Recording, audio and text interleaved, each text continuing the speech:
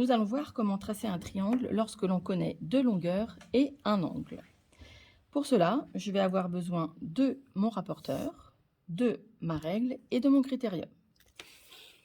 Avant de tracer la figure à main levée, on remarque ici qu'on a donc deux longueurs et ici un angle.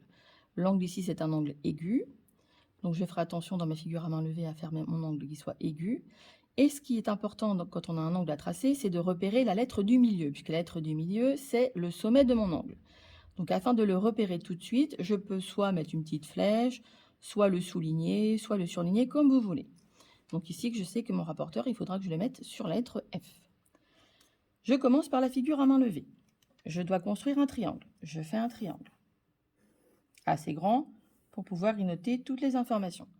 Ce triangle s'appelle DEF. Je place mes sommets. Comme c'est un triangle quelconque, je peux les mettre dans l'ordre que je veux. Ici, on me dit DF égale 8 cm. Donc, je place 8 cm. DFE, l'angle donc de 35 degrés. On a dit que c'était le sommet F. Donc, l'angle va se trouver ici, 35 degrés. Et ensuite, EF 6 cm. EF c'est ici, 6 cm. Je vais pouvoir passer à ma figure en vraie grandeur. Je commence par le côté horizontal parce que c'est ce qu'il y a de plus facile. Et donc, je vais tracer 6 cm.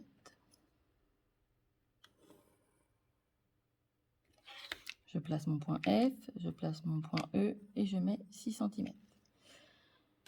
Comme je dois ensuite tracer le segment FD et que je ne sais pas si mon segment FD doit être comme ça, dans cette position ou dans cette position, j'ai besoin de tracer d'abord l'angle de 35 degrés qui m'indiquera en fait l'ouverture de mon angle.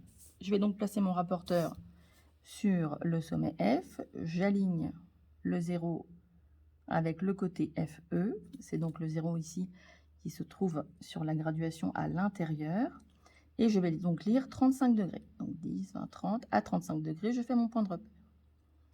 Ce point de repère n'est qu'une indication. Je peux très bien avoir un segment qui va être plus long ou qui va être plus court. On va voir. Ici, on doit faire 8 cm. Donc à partir de F, je vais faire 8 cm. Donc je vois que je vais tracer un segment qui va être plus long, qui va passer par la marque, mais qui va être plus long. Donc 8 cm, c'est ici, je m'arrête à la longueur dont j'ai besoin. J'obtiens ici le point D et je relie D à E. Voilà, ici 8 cm, ici 35 degrés. Mon triangle est terminé.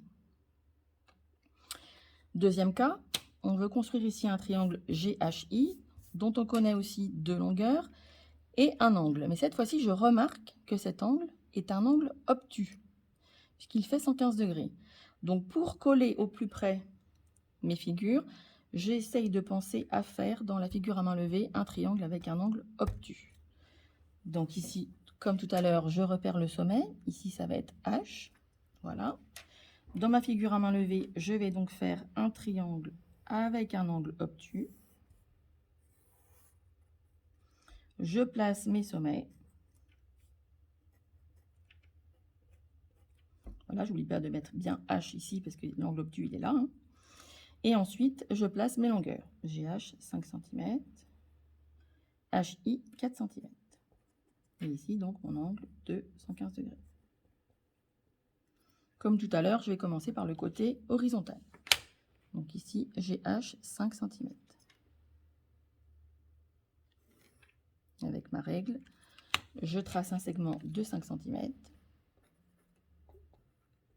Comme tout à l'heure, je dois connaître l'inclinaison pour pouvoir tracer le segment HI. Je vais donc prendre mon rapporteur pour tracer mon angle de 115 degrés. Je place la cible sur le sommet H. J'aligne le 0. Voilà, on est sur la graduation extérieure. On y va jusqu'à 115.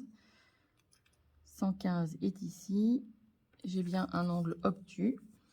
Donc, je vais pouvoir tracer mon côté HI de 4 cm.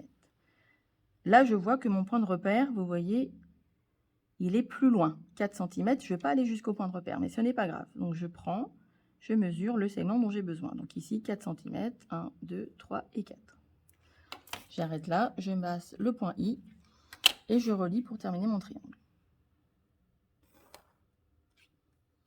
Je note 4 cm, 115 degrés. J'ai bien un angle qui est obtus, donc je ne me suis pas trompée. Je vois que ma figure à main levée ressemble quand même à ma figure en vraie grandeur.